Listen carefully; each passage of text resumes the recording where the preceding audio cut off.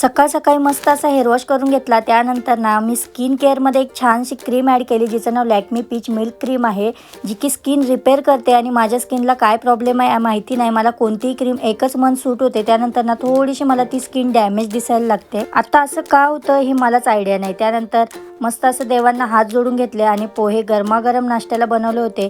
त्यासोबत परीला खरंच अजूनही कुणकुणी वाटत होती, तरीसुद्धा ती स्कूलला गेली, ऐकतच नव्हती।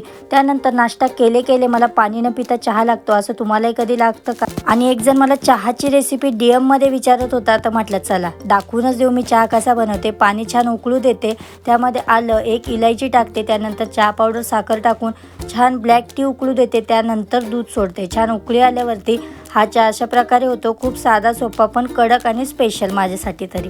त्यानंतर ना थोडंसं माझं एडिटिंगचं काम बाकी होतं, ते केलं। आता माझं बाळ स्कूलवरून आलं, तोंड तर इतकं उतरलेलं होतं, तरीसुद्धा ना मी तिला थोडीशी ओरडत होती, तुला मी म्हटली आज जाऊ नको तरी तू गेली।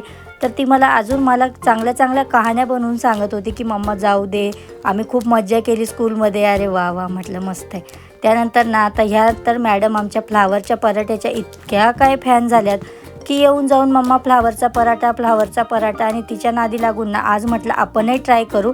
तर मी आज लंचमध्ये सगळ्यांसाठी छान असे फ्लावरचे पराठे केले होते। आता तुम्ही बोलण्याआधीच मी ही रेसिपी मात्र सेंड केलेली आहे, तुम्ही नक्कीच माझ्या पेजवरती बघा। खूप सरळ आणि सोपी, पण खायला इतकी टेस्टी लागते ना।